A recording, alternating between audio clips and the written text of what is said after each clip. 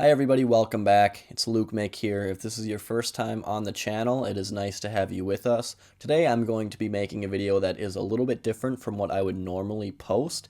Essentially, if you know anything about me or my channel, you know that I have a lot of Criterion Blu-rays, I have plenty of Barnes & Noble sale videos and unboxings, things of that sort. But like a lot of people, I've come to realize, I have a ton of films in my collection that I have not watched. And I think a lot of people feel that way about the Criterions that they buy. So I'm trying to find a way to watch the films that I've been buying, but also include all of you in that experience as well. And I'm going to try this out. This is going to be a Criterion Marathon. So I'm essentially going to pick 3 random films. I'm going to try to diversify them a little bit, and I'm going to sit down and watch them in a row. And if you guys have these movies in your collection, or if they're streaming anywhere, or on the Criterion channel, anything like that, you can join in on the marathon too and watch these films with me, essentially. After each movie, I plan on giving my reaction/review, and after the video is over, you can leave a comment down below and we can create a little discussion about the films that I've selected for this video. And yeah, I think this will just be a really great way to experience a wide array of great films that are in the Criterion collection, to make good use out of the Blu-rays I've purchased, and to also include all of you in the discussion and the experience of watching these films. So please sit back, enjoy, and I hope you join the marathon with me.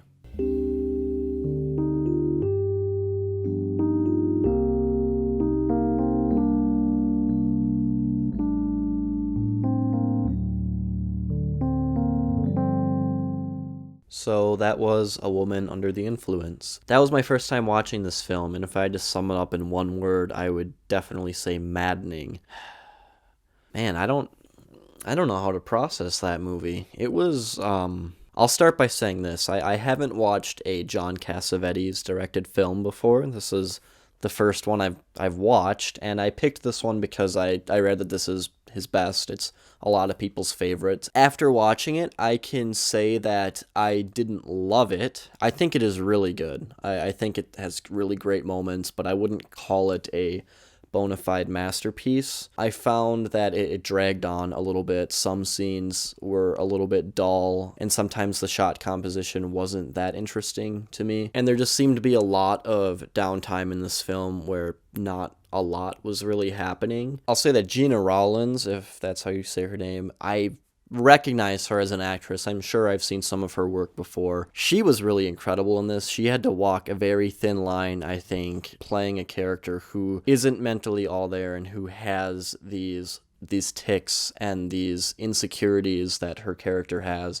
And I feel like she played it with a lot of genuine emotion and just a lot of nuance. She gave this movie the emotional center that it really needed, in contrast to Peter Falk's character. I can't remember his character's name, but he is her husband.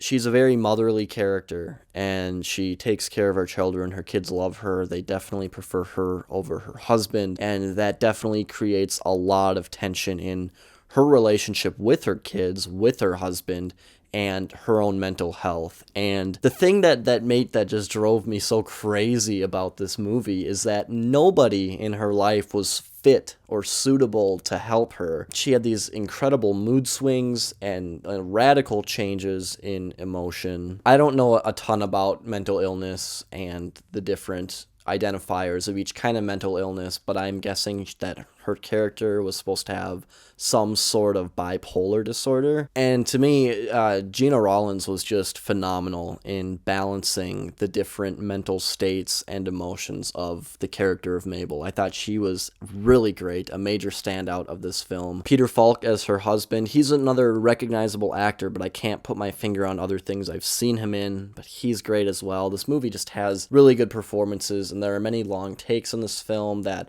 really showcases the acting chops that all the people on screen have. Also, the set design was really interesting. A lot of the film is spent in their home, and it's a weird house. Their dining room also is their bedroom, which is kind of weird. Like, the kids live and sleep upstairs, but the mom and dad they pull out a bed and move their kitchen table to sleep. And the whole house is like a big circle. Everything connects, and you just really get a great feel of your environment. And that's something I really liked about the film, is that I really understood every part of the house. I would just say that there are a lot of moments in A Woman Under the Influence that drag on a little too much, and it just like seriously just annoyed me, because a lot of the characters honestly just aren't likable. It's like none of them have the brains or just the empathy or understanding of her situation to even help her. And maybe that's what Cassavetes was trying to convey to the audience, is that there's a woman in, having a mental breakdown. Nobody knows what to do about it. But even her doctor, the doctor character, was like, he's one of the worst doctors I've ever seen. Like, clearly, and I'm going into spoilers here, her husband, played by Peter Falk, is definitely abusing her mentally. He just asks so many different things of her and always asks her to alter her mood, and he just does a lot of back and forth. Sometimes he's really angry with her, and sometimes he's super sympathetic, and he switches like that. So he almost has some sort of bipolar disorder going on as well with himself. And the fact that the doctor doesn't identify the harm that her husband is doing to her was just kind of like, what's going on here? Because obviously his attitude towards her is not healthy for her or himself, and the doctor just looks at it like she is the crazy one the whole time. And towards the end, there is a dinner scene. Like, it's just like nobody in that scene is getting the message, and they're all really close family members, people who should be understanding of her and know how she's going to react to the situation that they're in, but they're just so oblivious to how she is going to react to all of them being there. I'm going to look up when this movie was made. 74. This film came out in 1974.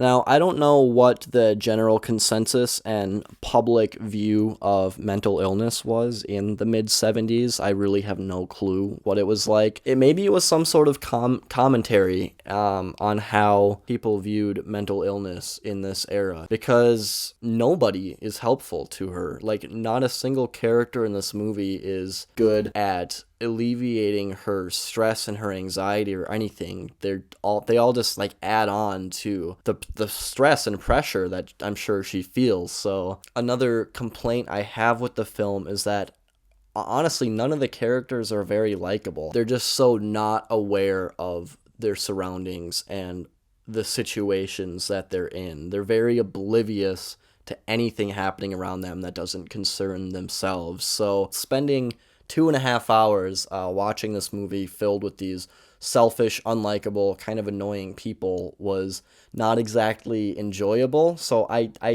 didn't love this film, and maybe that was the point. Maybe that's what director Cassavetes was expecting to get from the audience, just a lot of mixed emotions and sort of anger and annoyance at how the other characters in the film deal with Mabel's situation and her health. So that's what I have to say about A Woman Under the Influence. I'm curious to see what you all have to say about it, so leave a comment down below if you have some input as to just your thoughts on A Woman Under the Influence, and if this was some sort of commentary on the treatment of mental health issues in the mid-70s, because it definitely felt that way for me, but I don't really know enough about the history of that. So those are my thoughts on that one. Let's move on to the second film of the marathon, Akira Kurosawa's High and Low.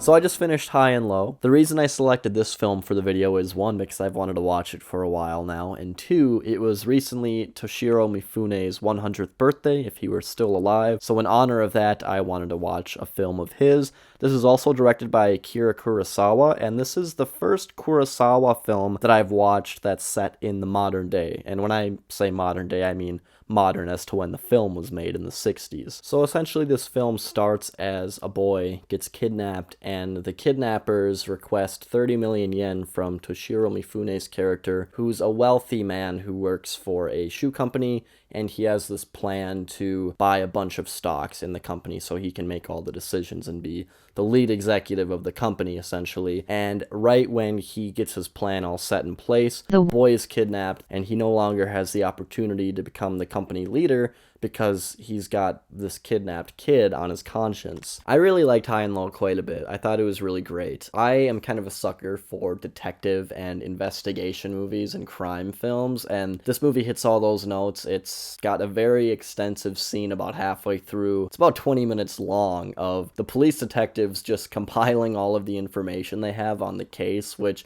was a little bit excessive, but I really liked it. Now, I'll be honest, the first 15 to 20 minutes of this movie, I wasn't very impressed by it because it just had a lot of information being dumped on you, and it was a lot of really important, relevant information, and it was very clear and obvious how they were setting this movie up. So the beginning to me was a little bit ham-fisted. It was just telling us how wealthy he is, the opportunity he has, and then it's you obviously expect something's going to go wrong. It just felt a little too laid out and perfectly set up, in my opinion. But the movie transforms into something completely different, and once they get to the train scene in particular, that scene on the train is really great. It was really exciting, and I'm glad that they left the house, because I was worried the movie was going to get a little dull if they were having the same repetitive conversations in the house. But the movie moves into many different territories and goes to a lot of different areas, and it grows and expands as the movie moves on. There's a lot of really great intentional framing in this film. The cinematography is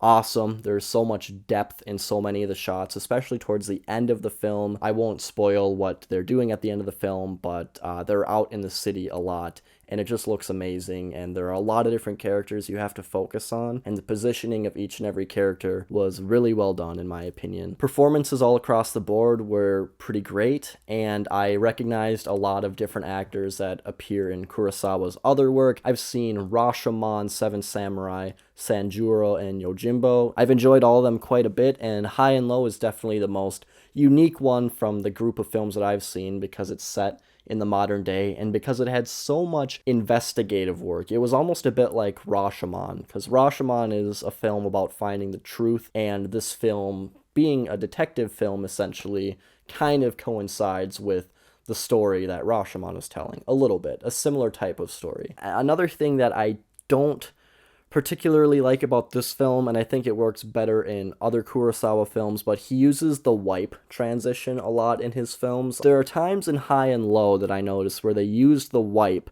and it took away from, I guess, the weight of the scenes where it was used in. There's a scene towards the end of the film that's supposed to be a pretty climactic moment. The music's pretty loud, and there's this close-up shot, and the camera's following the movement in the close-up, and it just kind of cuts out the music and wipes to people just sitting in a living room. And it went from this really exciting climactic finale type scene to just people sitting in a living room, and it just was, to me, it was a bad place to use a wipe. I wish it would have faded to black or something differently. It kind of bothered me. But other than that, I thought High and Low was really great. It does run in a little bit long, but I really liked watching the investigation and all the detective work. I thought all the cop characters had pretty unique characterizations to them, and I just felt like the crime and the way it was set up and all of the steps they took to find the person that was responsible for the kidnapping and the extortion was all really just realistic. It felt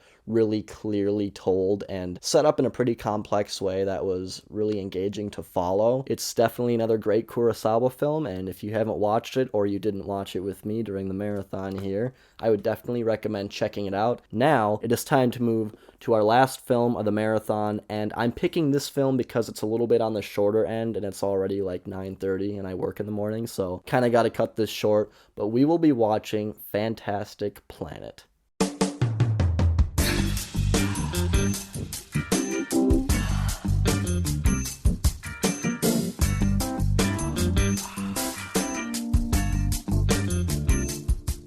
I think it was nice to end on Fantastic Planet because it was a nice, brisk 72 minutes long. The other films I watched were well over 2 hours apiece, so it was nice to have a quick one to let me down with. It was also very colorful and energetic and had some cool music, which helped as well. So Fantastic Planet. Let me just say that the Blu-ray restoration looks fantastic. I'm very happy with the way this movie looks. It's really great because this seems like the kind of movie that could have just been lost throughout time. I know it won an award at the Cannes Film Festival, which it says in the beginning of this film. I think that the work that Criterion did in restoring this film and putting it to Blu-ray really paid off. It looks and sounds great, and that also goes into the sound design of this film. Really well done, and the soundtrack is this like very funky jazz infused soundtrack that was awesome. It fit the animation style really well and definitely fit the 70s era, which this came from. A politically minded and visually inventive work of science fiction. I'm not very familiar with politics in general, and especially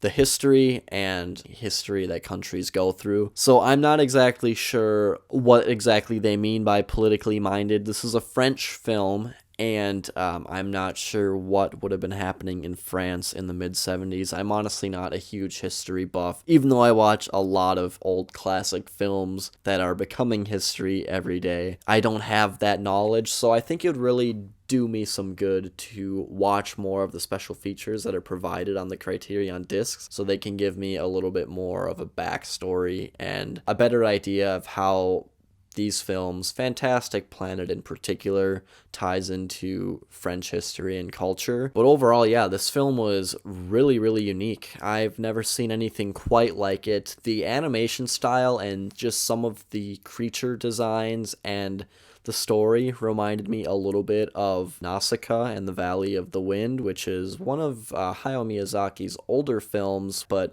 Fantastic Planet also felt like some kind of deranged and demented Dr. Seuss story. The animation and just the character designs and the environments look like something out of a Dr. Seuss book, but there's a lot of nudity in the film and just a lot of really gross looking creatures and just weird, very weird scenes. Yeah, Fantastic Planet was a weird... I'm glad that I watched it. It had a really great animated style, and like I said, the music was really cool. And the story in general was very straightforward, obviously, because they were definitely just trying to send some kind of message with it. There wasn't much in terms of character or anything. It was more just about building the world, and it shows just a lot of vignettes, and there's just a lot of information and world building that this movie does to help you understand their place in the world. I would recommend Fantastic Planet because it's a completely unique animated film that I think just really stands out among the rest of the Criterion collection. This is a very different film from all of the ones that I've watched previously. I think this is the only animated film that I've seen from the Criterion collection, and I think they selected a pretty dang good one. I would say that the way that this movie wraps itself up and concludes was like a little rushed, and I felt like there were just a lot of loose ends, I guess. But overall, I think Fantastic Planet is definitely worth checking out. I enjoyed it for its weird, grotesque animation and